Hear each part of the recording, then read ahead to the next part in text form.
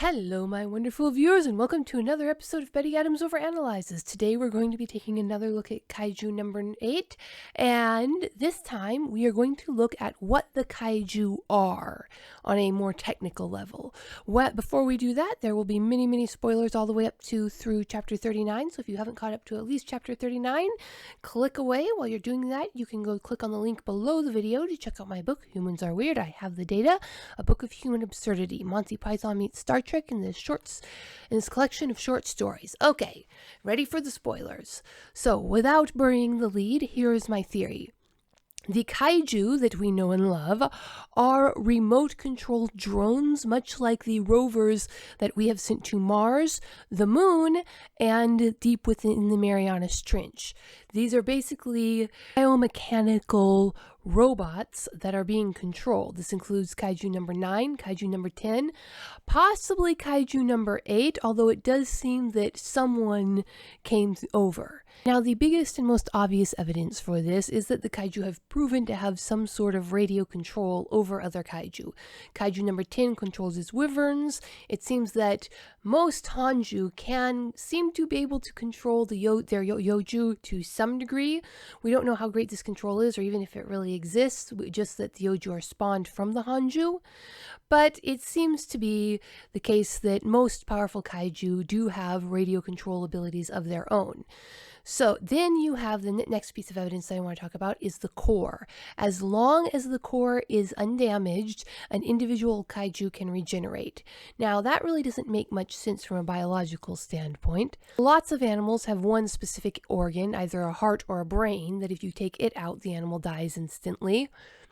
There's no one like regeneration organ that can regrow the entire body until you get down to like worms and certain forms of algae, but in that case the whole body is the regeneration organ.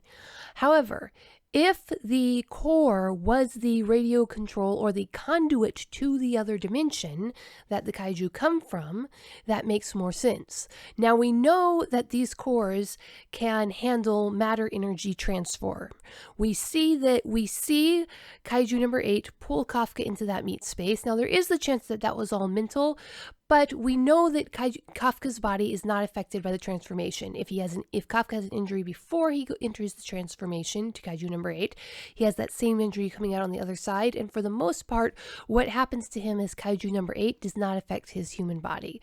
So it really seems that his human body is being pulled into another dimension. But the big piece of evidence is the regeneration itself. We saw Kaiju number 8 go from nothing but his core to regrowing a full body. There was no way that little core was storing that much mass inside of it to pull it out. That core had to be taking energy from somewhere and converting the energy directly to mass. That's really the only explanation. Then you have Kaiju number 9 got just beat to a pulp and was able to regenerate because his core was intact and was able to add mass. And the artist drew attention to the addition of mass by giving it a sound effect. So we know that's going to be important later on. And of course, Kaiju number 10 was able to increase his mass and get heavier.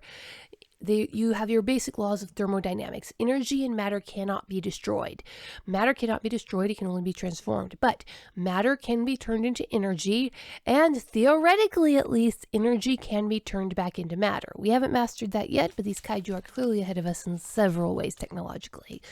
So we've seen that the cores appear to be able to A, pull things back and forth between dimensions, and B, transmit energy to matter and matter to energy, and to transmit energy. So, what now if these daikaiju that we're seeing are remote-controlled bodies? So Kaiju number 9 is an intelligence somewhere on the other side of whatever, somewhere in the other dimension or other reality where these kaiju come from. I'll get more on that and why I think that's later, but I've done a whole other video on that and why I think they come from another dimension, but don't worry, we'll get to that. But for now, accept it. Kaiju number 9 is an intelligence in another dimension, and he sent the core through to the human world. The core grows a body around it, or multiple bodies around it, and the core acts out his will. Then what you have is Kaiju number 10, who was very phlegmatic and laid back about dying. Probably because he wasn't dying, he was losing his core, but that just meant he no longer has access to the human world. And the Wyvern Kaiju were very phlegmatic about dying despite their pride. So he either had absolute control over them, or they too understood that their cores, these bodies were expendable. Now, the kaiju have been around for at least 300 years, if not more, and for the greater part of that time, the entirety of humanity has been convinced that they were a natural disaster, not an intelligence-driven act of war. And that kind of implies that for the majority of that time, they were a natural disaster. In fact, for the majority of the time, it seems like a well-trained human swordsman could take a kaiju out. And it's only been recently, within the past 50 years or so in universe, that you have these massive, giant numbered daikaiju who are causing so much trouble. This implies that for the most part, most kaiju are a natural occurrence. But how on earth would you have a natural ecosystem that would send out drones to do something on the other side of Great Divide? Well, we have situations like that in our world. Think of the queen bee in her hive. She gives birth to insects that are literally called drones, except the drones don't work. That's a bad example. She gives birth to all these worker bees. They go out, they gather nutrients, they bring them back to the hive. But there's another example, a better example. Kodiak Island. On this island, there are the largest bears in the world, the Kodiak grizzly bear. These are bears with their paws are as big as guitars.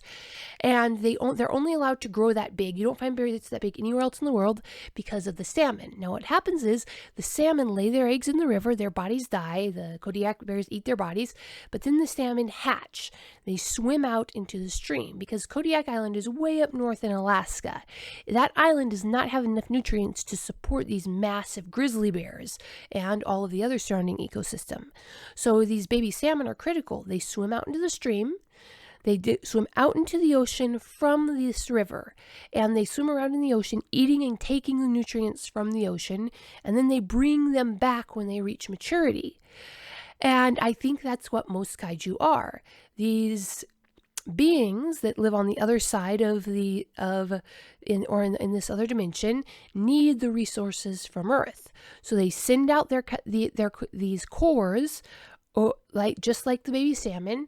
They eat, they gain mass, and see, this is where I think the salmon metaphor breaks down, because nobody's mentioned that these kaiju have traditionally just disappeared when they've been killed. Their bodies are still there, they have to be cleaned up. So I think the cores convert the matter they gather through eating to energy, transmit the energy back across the reality to the other reality.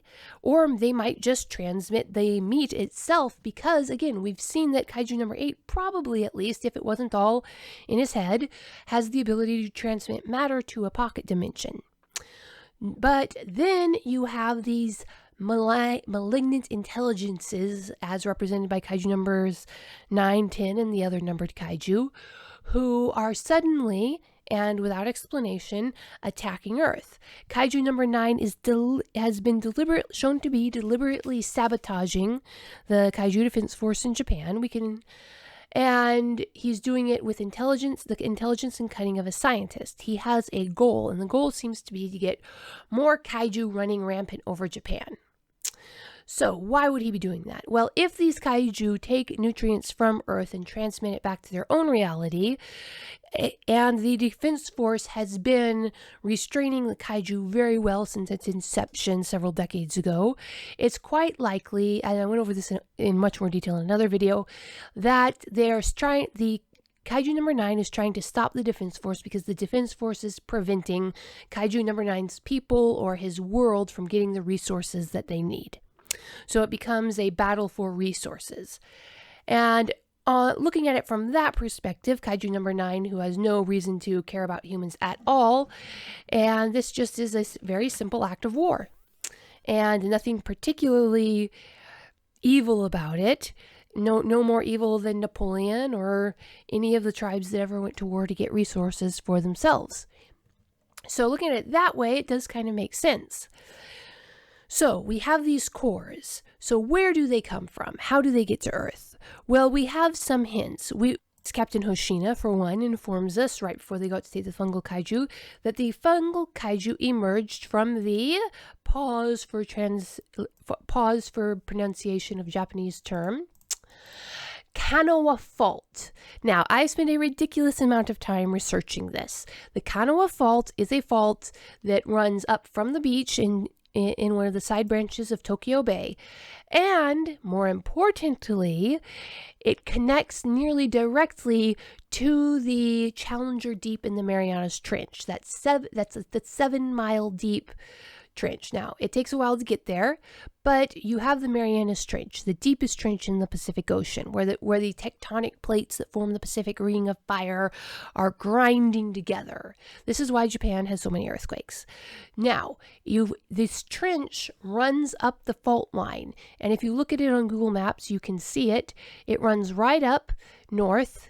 It kind of jots to the west a bit as it curves around the major plate there for Asia, but there is a very large significant side canyon that branches off of this trench, and it goes pretty much due west into Tokyo Bay, where it meets up with a bunch of smaller trenches, one of which is Kanoa Fault.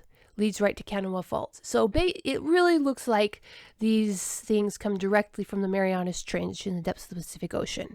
Now, this is just partially guesswork, partially because of a certain movie franchise. We are biased to think that kaiju come out of faults, and of course because of Godzilla, he comes from the depths of the ocean. But there is an artistic reason within the series. Now, I want you to take a good look at this image that we've got here. What this is simply put, one of the first pieces of major panels of artwork that we see. This is Kafka as a disposal worker starting to clean up that main kaiju body. And just look at all of the little guys standing around, moving weirdly in their coveralls that protect them. They've got their cars with them, and they start to disassemble this body. This body that came up from the depths, invaded their territory, and is now just laying there rotting. And now they're all swarming over it, gathering resources. What's the connection?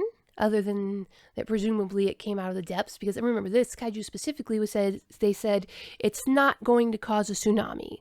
It would only have caused a tsunami if A, it shook the ground hard enough, which I don't think it can, or B, it came directly out of the ocean.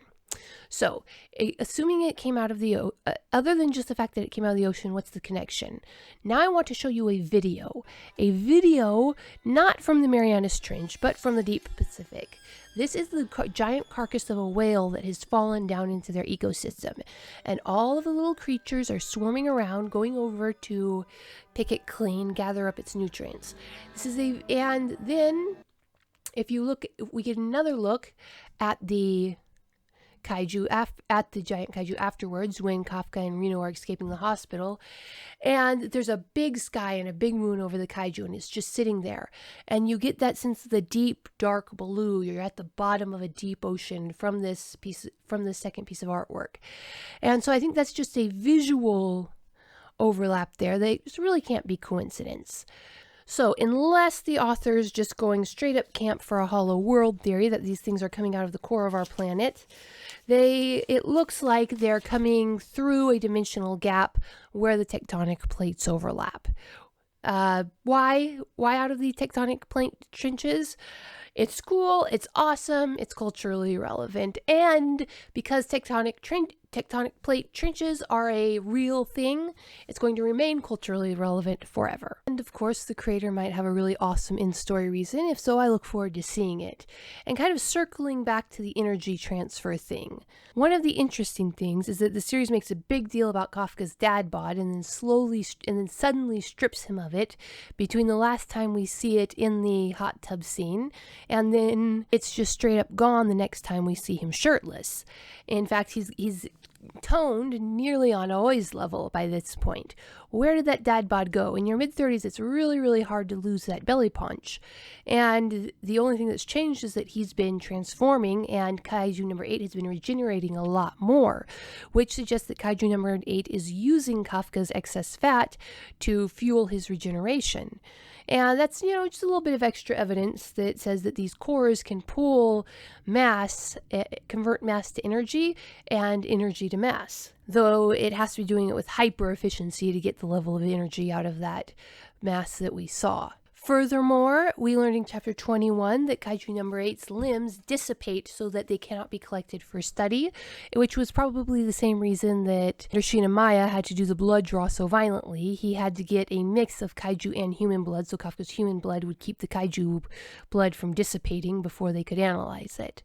So we know that Kaiju number 8's tissues, at least, just dissipate as soon as they're cut off from his main body. And that really does suggest that the matter, once separated from the core, is just converting back to the energy from whence it came. Then you have, again, let's circle back to the weird visual similarities. Look at that video again. When our probes go down there, you can see the probe at the end of the video, the rover. It looks almost like something that belongs down there. It's got the bulb at its head. It swims through the water. It's light, like creatures, and the creatures that are down there have those bulbous heads. They have bioluminescence, and they swim slowly and clumsily through the water. So just like these kaiju look like almost like something that should belong on Earth, but not quite. Like the one that attacked Reno and Kafka with the almost human head, and how Kaiju number 9 looks almost like a human and almost like a fungus. And how the Hanju that they battled in the training facility were almost like mastiffs, but wrong somehow. Again, they're drones, and that is the main point of this video. The kaiju that we see are either naturally occurring or artificially manufactured drones, so that even if they do completely manage to wipe out all of the Kaiju number 9 bodies on Earth, the Kaiju number 9 intelligence is probably still going to be on the other side, plotting and planning and scheming. Now, this could bring us into another world, going to another world adventure, but that will be many, many chapters, probably many years in the future from now. So there you have it, my slightly scattered analysis of why I believe, or why I theorize, that the Kaiju might be semi-autonomous drones, either naturally occurring, sent out to gather nutrients, or artificially occurring, sent out to wreak havoc and return the human world to a situation where kaiju could freely munch on whatever they wanted and complete their life cycles. So what do you think? Are the kaiju semi-autonomous rovers sent from the depths to explore, just as we send our rovers to the depths to explore?